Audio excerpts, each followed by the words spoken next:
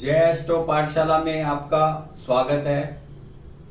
कल हमने बात की थी षटबल के महत्व के बारे में और उसमें हमने 6 बलों की बात की थी।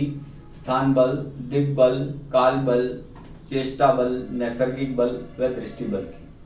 और आज हम श्रृंखला को आगे बढ़ाते हुए स्थान बल की बात करेंगे कि षटबल में स्थान बल को कैसे देखा जाता है। जो पहला बल स्थान बल है, किसी भी कुंडली में स्थान बल देखने के लिए ग्रह का सबसे पहले उच्च बल निकाला जाता है कि ग्रह जिस डिग्री भोगांश में बैठा है उसमें से उसका नीच भोगांश घटा लिया जाता है। परम नीच भोगांश जो होता है उसे घटा लिया जाता है।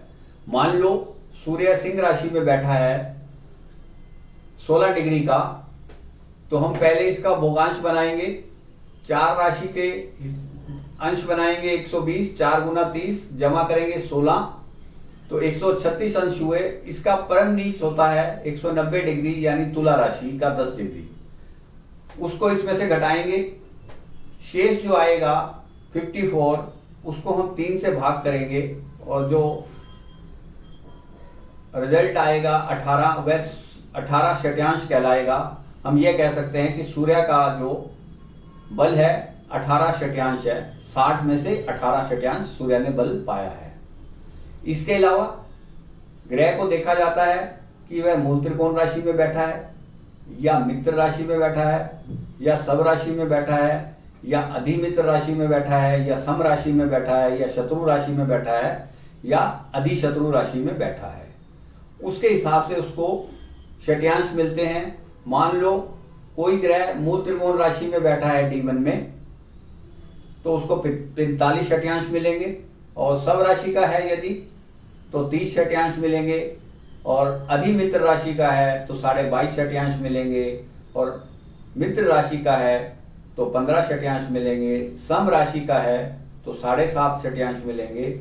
शत्रु राशि का है तो 3.25 षट्यांश मिलेंगे। और यदि अधिशत्रु राशि का है तो उसे बल मिलेगा 1.875।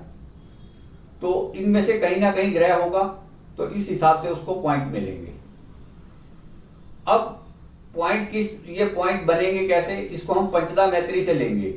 जो हमने यहाँ मित्र की और अधिमित्र की बात की है, शत्रु और अधिशत्रु की बात की है, तो कुंडली का हम एक पंचदा मैत्री बनाएंगे कुंडली की। उसमें विभिन्न चार्टों को बनाएंगे। वो चार्ट कौन कौन से होंगे?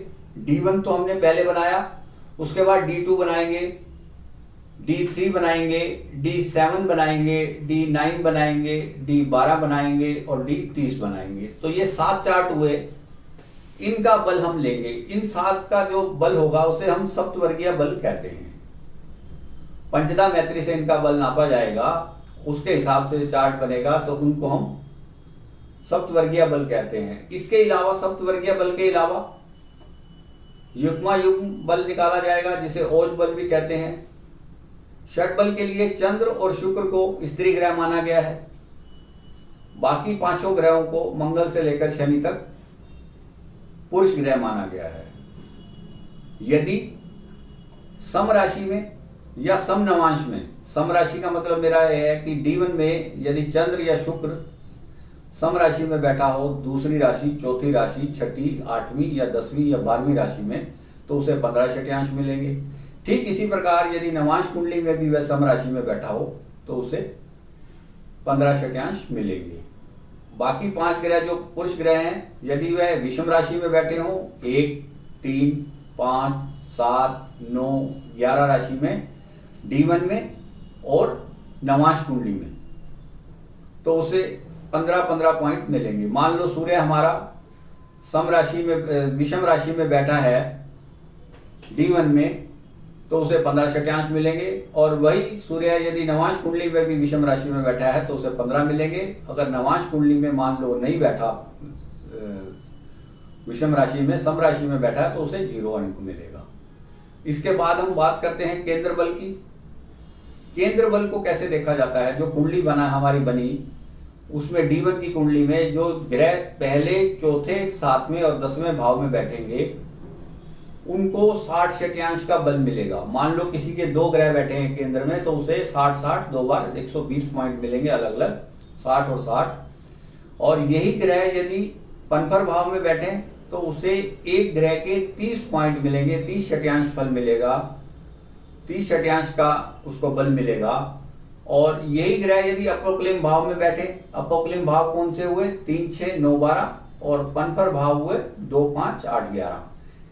पनफर भाव में 30 षट्यांश मिलेगा बल और अपोक्लिम भाव में 15 षट्यांश बल मिलेगा। इसके बाद हम एक बल और इसका कैलकुलेट करते हैं जिसे दृष्टकोण बल कहते हैं। यदि पहले दृष्टकोण में, मेरा यहाँ कहने का मतलब पहले दृष्टकोण का मतलब 0 डिग्री से लेकर 10 डिग्री है, सूर्य, मंगल और गुरु, इनमें से कोई ग्रह इस डिग्री का हो 10 डिग्री से नीचे 10 डिग्री तक तो उसको 15 षट्यांश मिलेंगे। और यदि 10 डिग्री से लेकर 20 डिग्री तक बुध और शनि बैठे हो तो उनको 15 षट्यांश मिलेंगे, बाकी को 0।